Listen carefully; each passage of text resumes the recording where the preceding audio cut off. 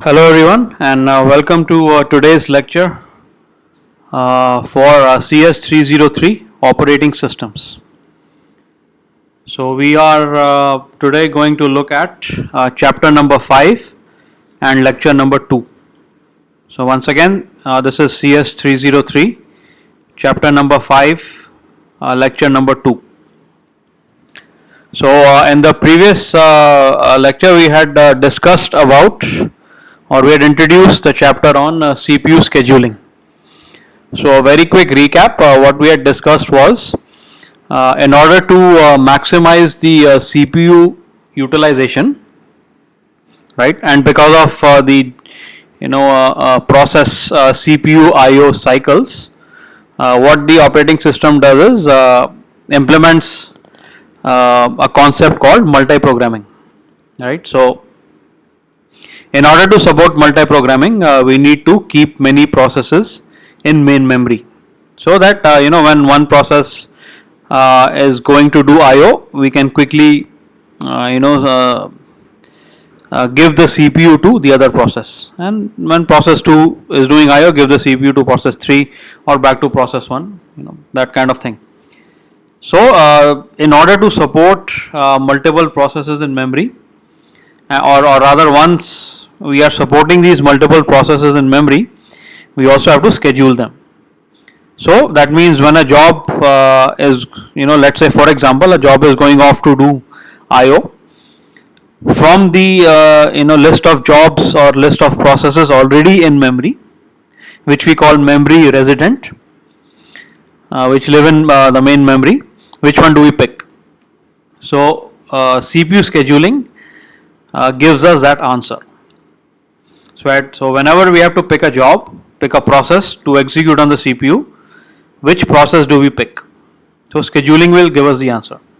And of course the other other issue that it will address is, for how long a job will run. Will it run till completion or will it run for a specified time period? So essentially the questions that we answer are, when is a job scheduled and for how long? Okay, and of course if you have multiple CPUs, as is generally the norm, which CPU should a job run on? So that additional question becomes important.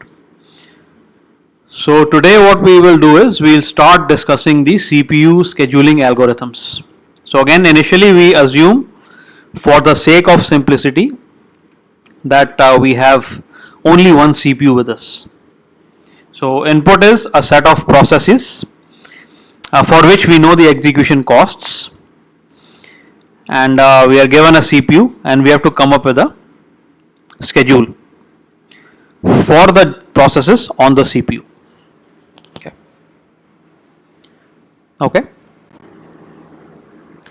Okay, now I am on slide number 2, and now we talk about the most basic, the most simple scheduling algorithm.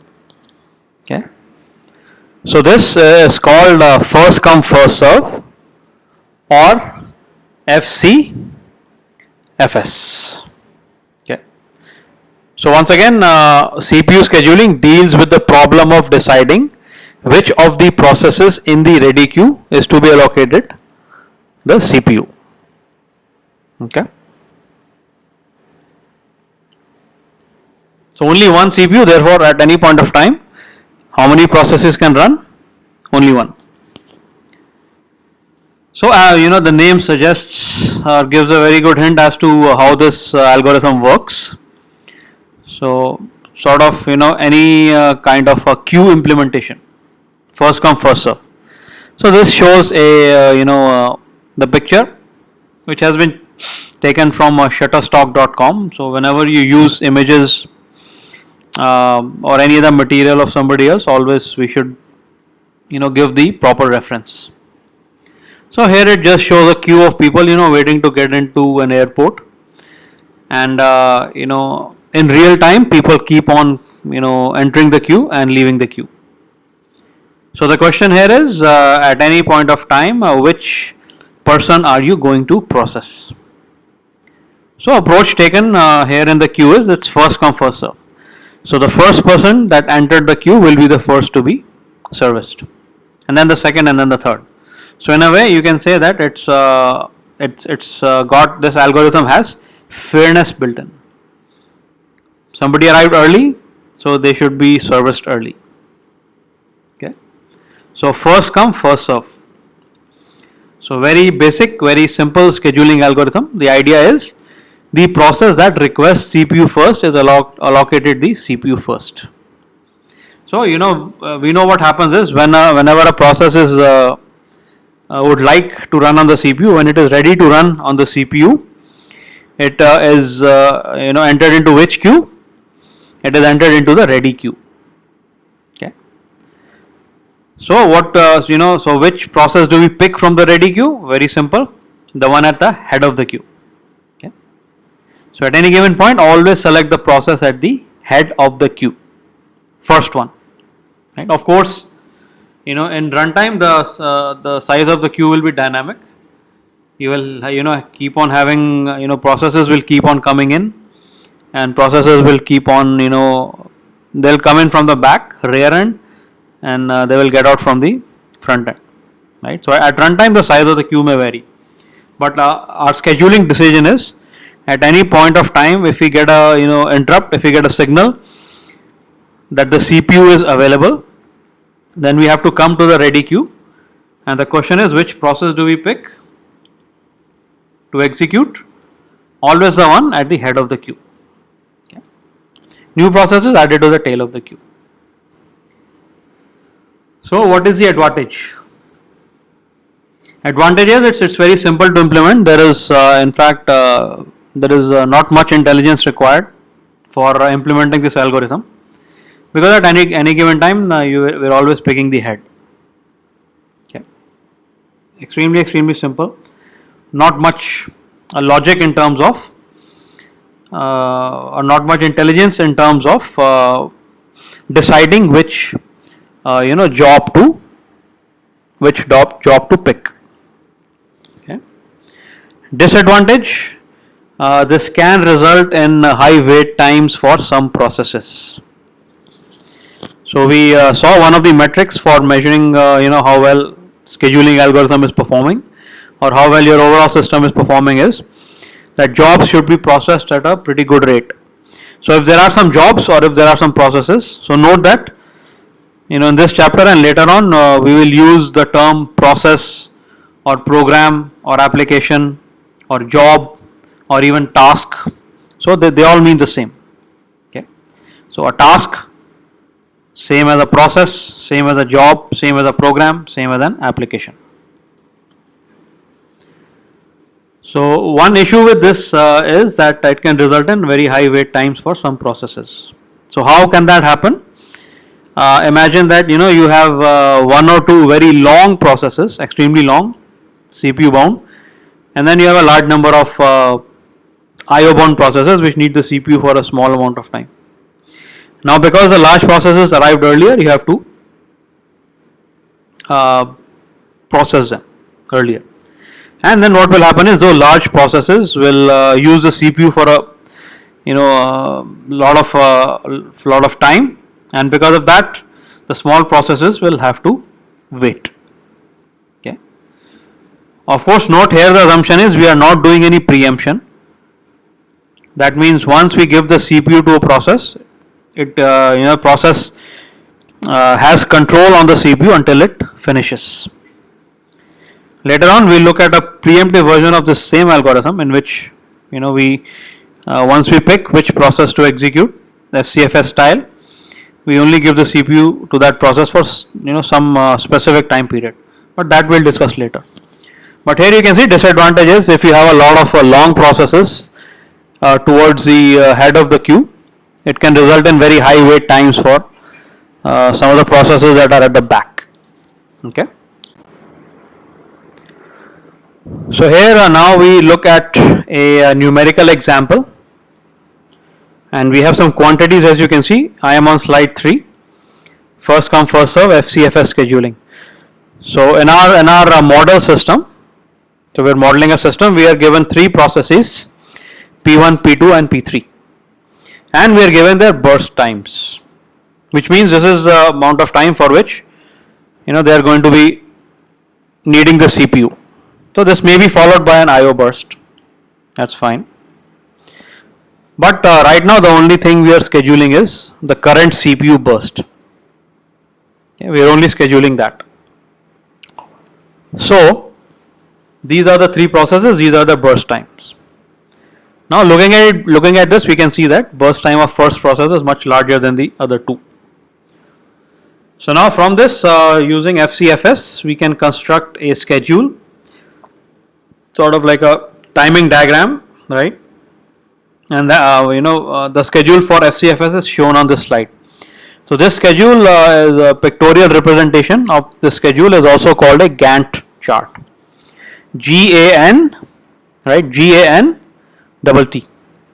So Gantt chart. This is named after a mechanical engineer from the 1800s. Okay. So how do we generate the schedule? It's very simple. Processes let's say come in this order. First P1, then P2, then P3. Okay, so this is our sequence. Initially there are no processes in the system, then process P1 arrives, it enters the ready queue, then process P2 arrives, and then process P3 arrives. And now let's say after the arrival of process P3 into the ready queue, now our CPU becomes available.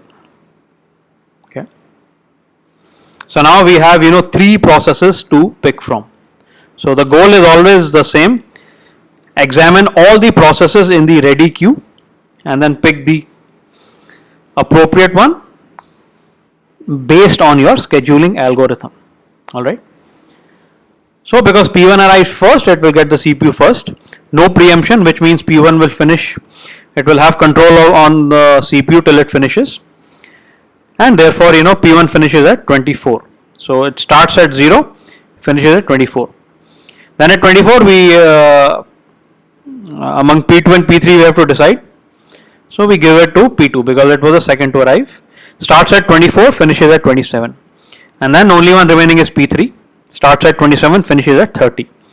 One thing you will note here is we are ignoring some cost here. If you look at the Gantt chart, and which cost are we ignoring? We are ignoring the cost of the context switch. We are ignoring the dispatch latency. Right. So, in order to simplify the discussion of the algorithms, we will be ignoring the context switch cost. We will be ignoring dispatch latency. Okay. So, in reality, they will also have some overhead. Okay. So, and this is we can have any time unit. This 24 could be milliseconds or seconds. That's fine. So now, of course, what is the total time to run the schedule? So very simple: 24 plus 3 plus 3, 30. In fact, given a single CPU, no matter which scheduling algorithm you pick, what will the total runtime of all three processes be? Of course, it will always be 30. 24 plus 3 plus 3 will always be 30. So, irrespective of which scheduling algorithm you pick, irrespective of what is the scheduling order, P1, P2, P3, P2, P1, P3, P3, P1, P2, whatever, total time is fixed, 30. Okay. But, we are interested in some other quantity besides total finish time.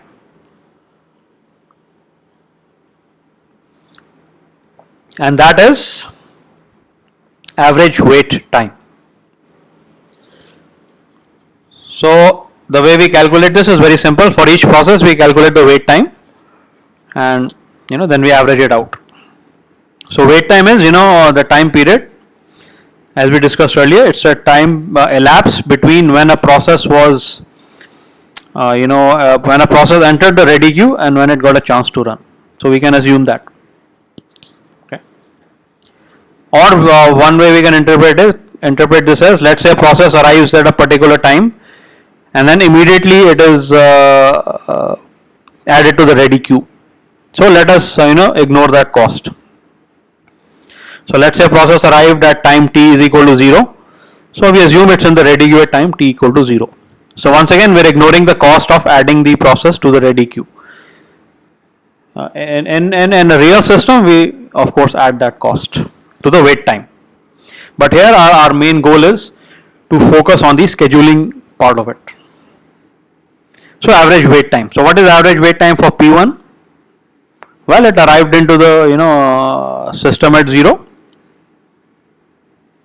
It entered the ready queue at 0 and it was immediately selected for execution, which means theoretically its wait time was 0.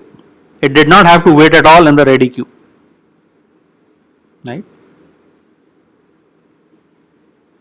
So it arrived, it entered the ready queue same time and it was picked up by the scheduler.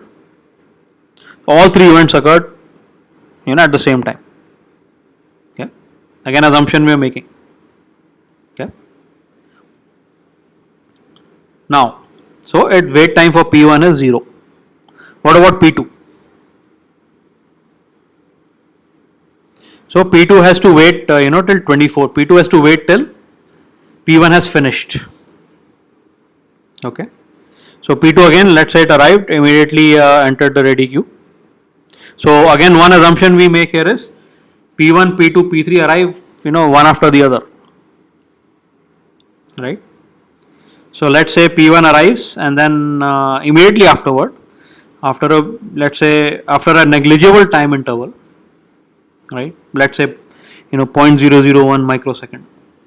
After a very negligible time interval, P2 arrives, and then after a very negligible time interval, P3 arrives in the system, and we've already assumed that as soon as they arrive, they are in the ready queue. These are all assumptions. So P1 arrives, and then almost immediately, right after P1 is P2, right after P2 is P3. Okay, so I hope that part is clear. So for P1, wait time is 0. It gets the CPU immediately. P2 has to wait for P1 to finish, right? So for P2 the wait time is 24, right? It has to wait for 24 time units before it can get the CPU. And for P3 the wait time is, it has to wait for P2 27. Okay, so what's average wait time? 0 plus 24 plus 27 by 3, which is 17. Average completion time, when does P1 finish? 24, P2 finishes 27, P3 finishes 30, average completion time is 27. So I hope the schedule, the algorithm is clear. First come, first serve. P1 is first to enter, gets the CPU, then P2 enters almost immediately after P1. After a extremely small time interval, it enters a ready queue after P1. In fact, for all practical purposes, we ignore that time interval, and then immediately after P2, P3 enters. So they enter very quickly one after the other. So once again, be clear on the assumptions we are making. One assumption is when a process enters the system to execute at time t, we assume it's immediately into the ready queue. Second assumption is P2 enters the system and the ready queue immediately after P1, right? And P3 enters the system and consequently enters the ready queue immediately after P2. Okay. So that's how we're calculating the wait time. So P1 is starting at 0 because it enters at time 0, immediately in the ready queue, immediately picked up by the scheduler. Okay. So we are neglecting some times, some of the time between when a process enters the system to when it is inserted into the ready queue, because queue operations also have some complexity, right? So we're ignoring these kind of times just so that we can focus on the algorithm. Now, can we do better in terms of average wait time? Is what we need to ask ourselves. Average wait time is what? It's 17. For P1 it's fine, 0. For P2 and P3 it's high, 24 and 27. So obviously we see what's happening. One long process is stalling the execution of two short processes. right? So P2 and P3, so bulk of the processes have to wait, 2 out of 3, and they have to wait for a long time because the process before them is a long process. So can we do better? Okay, now I am on slide number 4. So now, if you think about it, yes, we can definitely do better in terms of average wait time. And we can do that by placing the short processes ahead. So how about we execute the short processes earlier, P2 P3 P1 or P3 P2 P1. So now, of course, what happens to the total execution time? Obviously the same, 30. Now what happens to the wait time? So now let's compare the wait times of all 3 processes from the previous case to this case. What happens to the wait time for P1? What was it earlier? 0. What is it now? 6. So 0 to 6, fine. Its P1's wait time has increased. Not by much though. What happens to P2's wait time? Right? What was it earlier? It was 24. What is it now? 0. So that's a huge improvement. 24 to 0. What about for P3? What was its wait time earlier? 27. What is it now? 3. So again 27 to 3. Huge improvement. So we can see for P1 the wait time has gone up, but only by 6 units. For P2 the wait time has gone down from 24 to 0 by 21 units. And for P3 again wait time has gone down from 27 to 3, again by 24 units. So overall for P2 and P3, the increase that we get or the improvement that we get in terms of wait times are becoming less. That improvement for P2 and P3 is significantly more than the increase in wait time we get for P1. So therefore the improvement in wait times for short processes is greater than the loss or the degradation of wait time or increment of wait time for the long process P1. So overall wait time for P1 it's 6, then for P2 is 0, for P3 is 3, 9 by 3. So from 17 to 3, huge difference, right?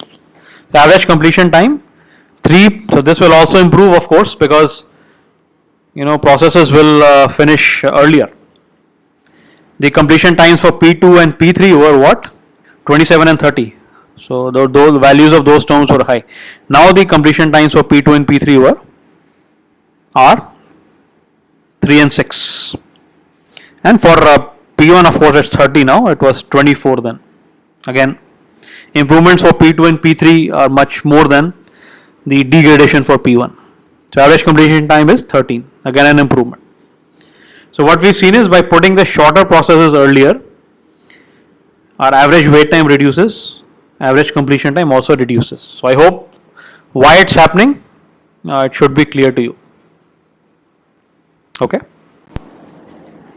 So now I am on slide 5. So what we just discussed in the previous slide is nothing but the shortest job first scheduling. So once again I am using the term job instead of process, note that. So shortest job first scheduling or SJF scheduling. Okay. So here, as the name suggests, whenever you have to make a scheduling decision, always pick the process, always pick the job with the shortest CPU burst time. Okay. So now logical question is, if two processes have the same burst time, which one do you pick? Well, then you can select randomly or use FCFS to break the tie. Whichever came earlier, or randomly you can, if it's two processes, toss a coin. If it's more than two, just randomly pick one of them. Shortest job first. Execute the process with shortest CPU burst first. So one result is SJF is optimal. It gives a minimum average wait time for a given set of processes. Okay, why does it work well? So as we saw in the previous example, moving a short process before a long one. So this is what we're doing in SGF. We're moving a short process before a long one. So we're moving it ahead in the schedule. We schedule it earlier. It gets the CPU earlier. So moving a short process before a long one. What will it do to the waiting time of the short process? Definitely decrease it.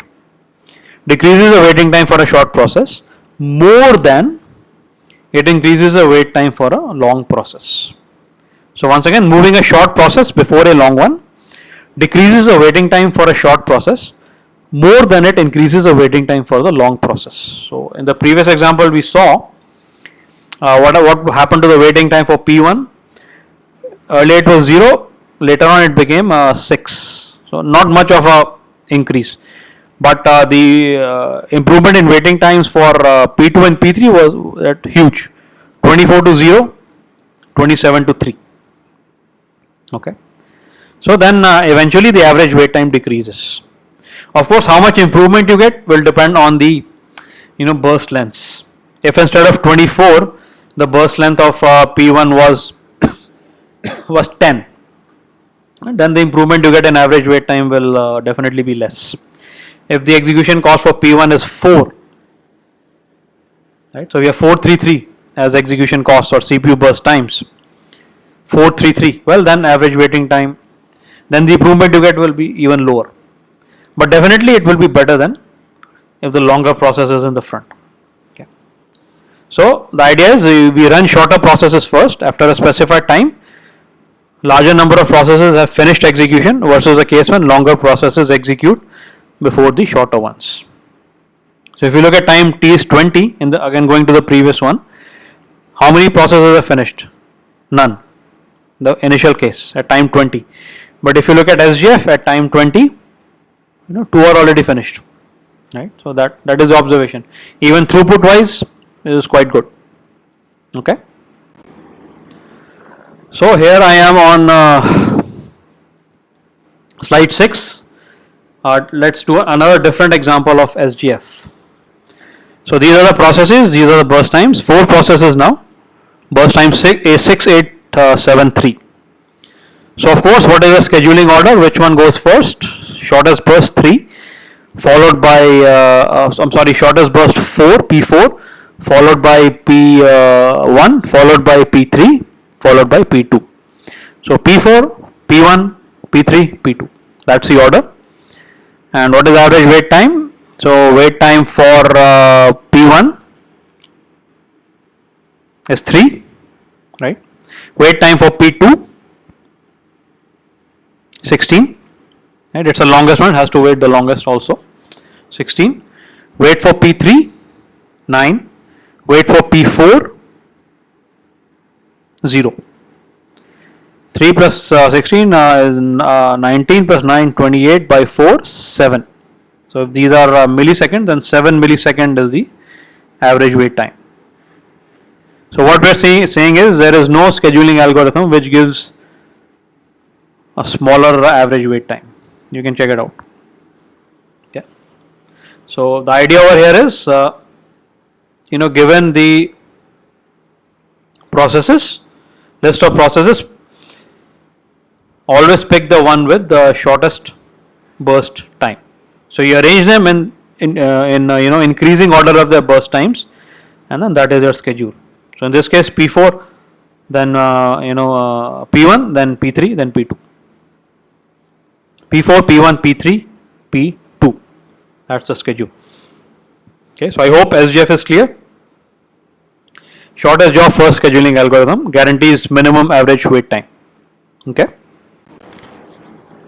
Okay, so now I am on slide number 7,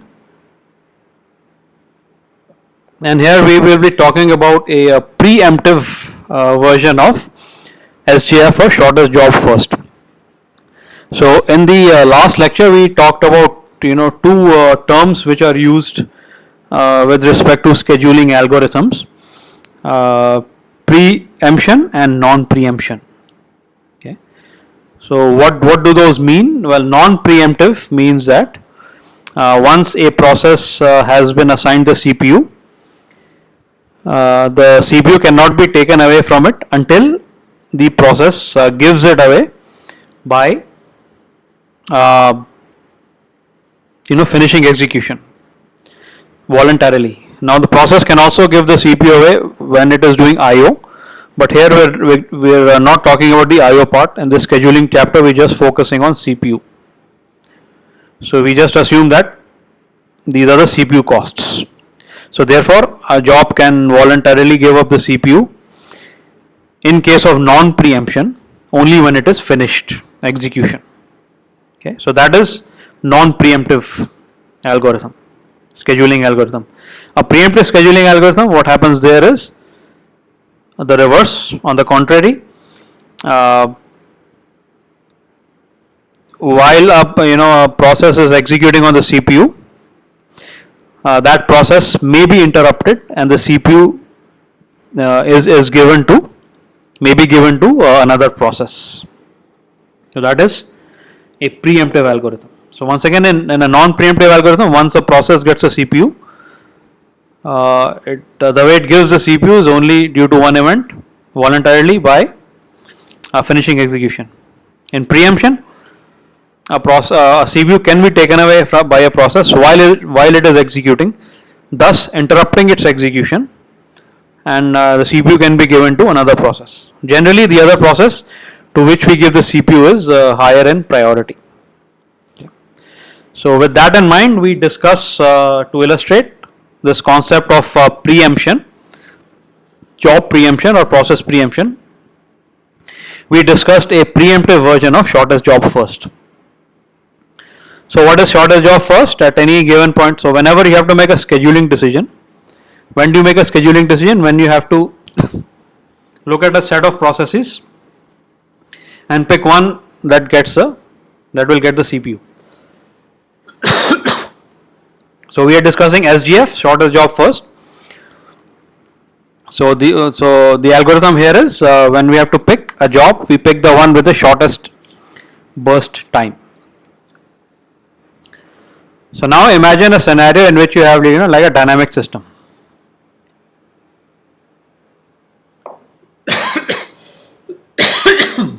Excuse me. So which means that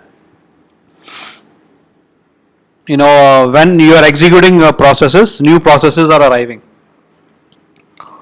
So let's say you're executing a process. So let's keep things simple.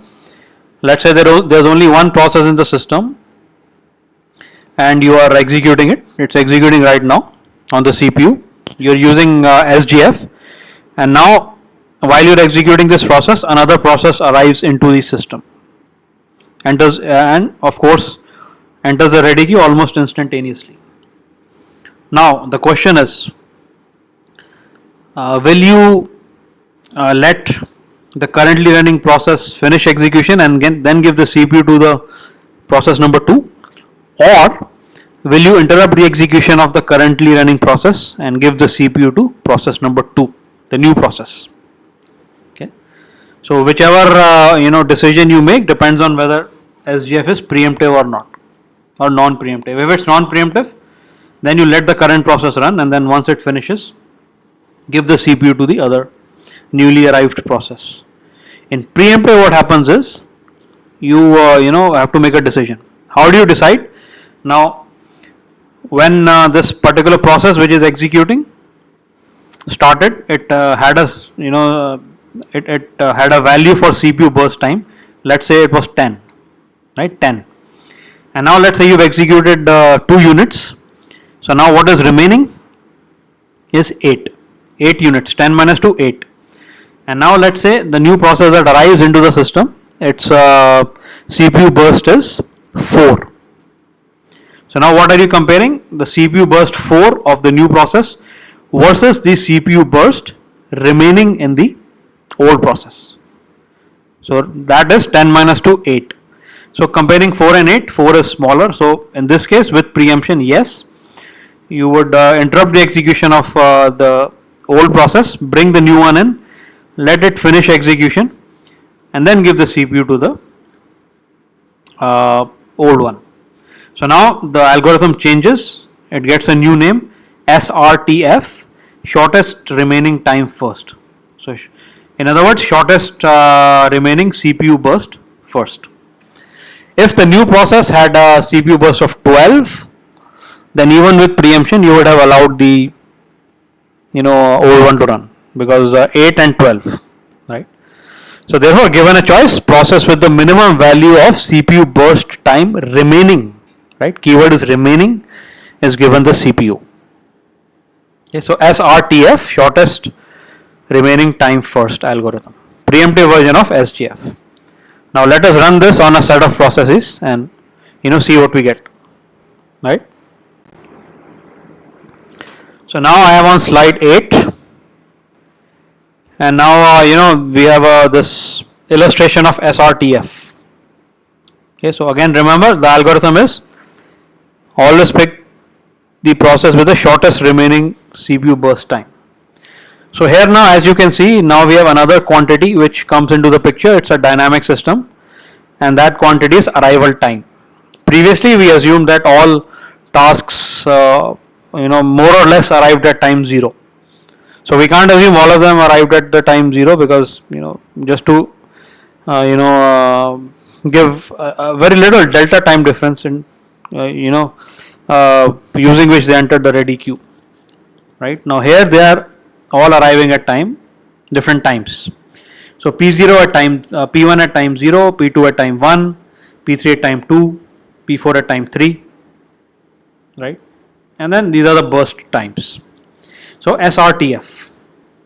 So which means now we have to make scheduling decisions quite frequently, at 0, at time 1, at time 2, at time 3.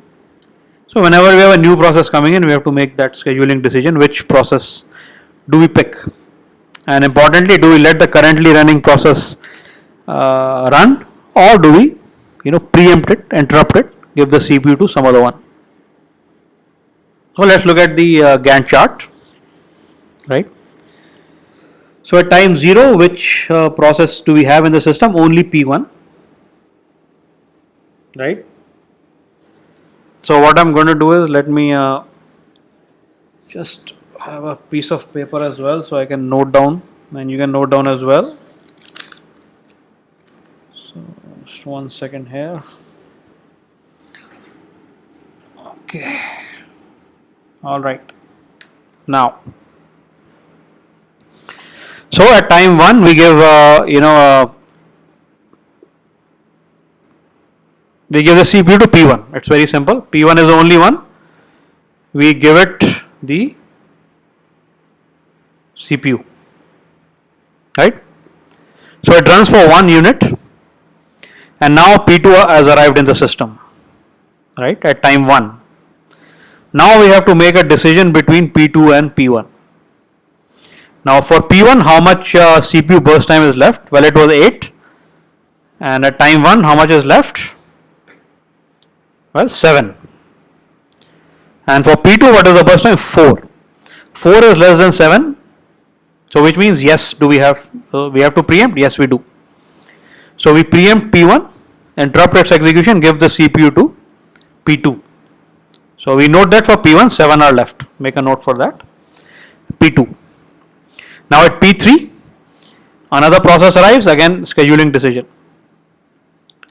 So at time t equal to 2, it doesn't show in this chart, but at time t equal to 2, P3 arrives. Now, so now we have to decide among P1, P2 and P3, right? For P2, what is CPU burst time left? It is 3, correct? It is 3, right? It came at 1, got the CPU immediately, executed 1. So at time t equal to 2, for P2 burst time left is 3. 3 for P2, 9 for P3, and remember P1 is still there, 7 for P1. Decision is simple, keep P2 running, right? 3, 7, 9, 3 is the lowest. Keep P2 running. And now at time 3, P4 arrives. Burst time of P4 is 5, right? 5. So now again we compare. For P1, burst time left is 7. For P2, what is the burst time left at time t equal to 3? It came at 1, executed 2, total was 4, 4 minus 2, 2. So for P1 left is 7, for P2 left is 2, for P3 left is 9, for P4 left is 5. So this we are talking about burst time left for all three processes at time is equal to 3. So again P2 is the lowest, we let it run, and in fact it runs till completion, and we see at time t equal to 5, P2 has finished. Now we have P1, P3 and P4. What are we? Check the burst times at time t equal to 5, 7, 9, 5. So very simple. Which one goes first? 5, which is P4. Runs till completion, no more new processes. Runs till completion till 10, P4 gone. Now P1 and P3, 7 and 9, P1 does. P1 finishes 10 to 17. And then finally P3 finishes 17 plus 9, 26. So you can see this one is a bit more involved than SGF. Here, whenever we have to make a scheduling decision, we check the CPU burst times remaining, and then we pick the one with the smallest burst times. So here, where when were we making scheduling decisions? When each process arrived, and all processes that that have not finished execution will be used in making that decision as to which process will run now. Okay. So I hope shortest remaining time is clear. So quickly P1 runs till completion 1. Now P2 arrives at time 1. Now it's between P1 and P2. P2 burst time is 4. P1 is 7. We pick P2. Now at time 3 P3 arrives. So now the decision is between P1, P2, P3. P1 burst time left 7, P2 burst time left at time 3 is equal to 2, P3 it's 9. 7 to 9, P2 continues. At time 3, P4 arrives. Now it's between P1, P2, P3, P4. P1 burst left at time T3, T is equal to 3.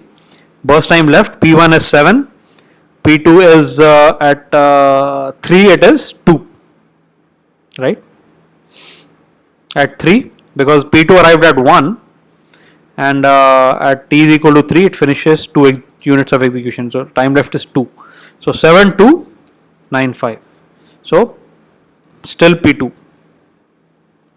finishes till completion at 5, and now it's very simple. Pick among 7, 9, 5. 5 goes first, P4, 7 goes next, P1, 9 goes last, P3. Okay, so in this way we get our schedule. 26 is the total execution cost. Now calculating average wait time is a little bit tricky. What is the average wait time for P1? Right, it arrived at 0. Right, so we can see what is the average wait time for P1, P2, P3 and P4. So you can see that it's waiting at different times, right? What do we say about P1? What is its average wait time? So P1 arrived at 0, got this CPU immediately, right? Got the CPU immediately. So arrived at 0, got CPU and then ran till 1, right? And then it gave up the CPU at 1. Back to ready queue, and then it got the CPU at 10. Right, got the CPU at 10. So what is the average wait time now? So we get the average wait time by calculating the wait times for all processes and dividing by 4. So now what is the question is, what is the wait time for P1? So it arrived in the system at 0, got the CPU immediately. So in this case, the wait time for the first time it was run, wait time is 0. Then it gave away the CPU at 1, got the CPU again at 10. So the wait time is now 9, right? 10 minus 1, 9, right? Clear? What about P2? Well, P2 arrived at 0, at 1, got the CPU immediately. So wait time for it is 0, right? P2 arrived into the system at 1, got the CPU immediately, finished at 5. No wait time at all. Did not have to wait at all in the ready queue. What about P3? P3 arrived at 2 and got the CPU at 17. So arriving at 2, getting CPU at 17, being run till completion. 17 minus 2, 15. Okay. For P4 arrived at 3, got the CPU at 5, ran till completion, it's 2. So for P1, average wait time, for P1 the wait time is 9.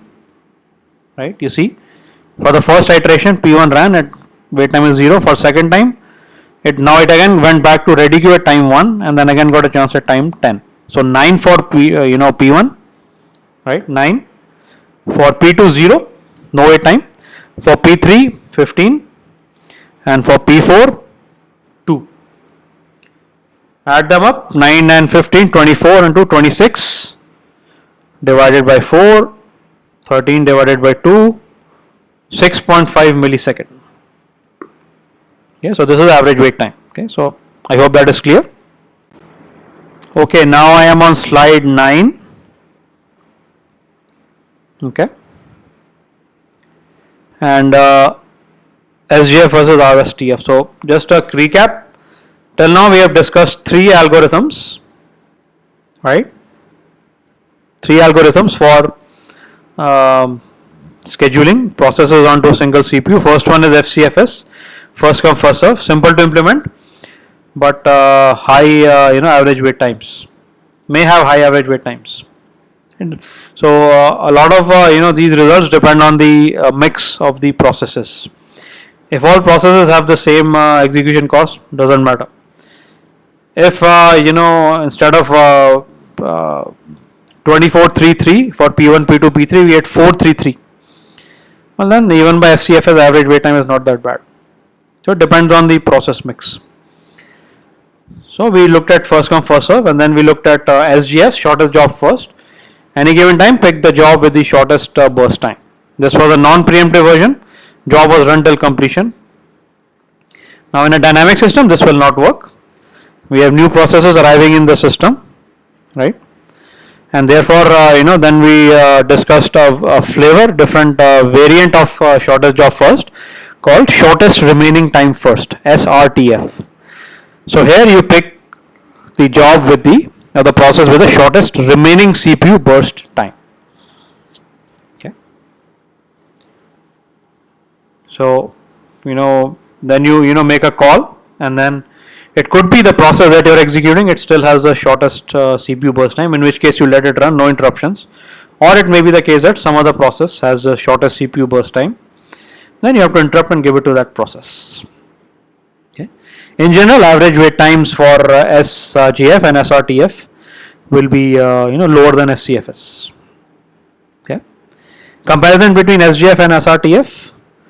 SGF is non-preemptive, SRTF is preemptive. So in case of dynamic scenarios, SRTF is probably to be preferred, because if you have a very short process coming in, it should it should get the CPU immediately. So preemption in that cases will be quite a useful feature to have. Okay.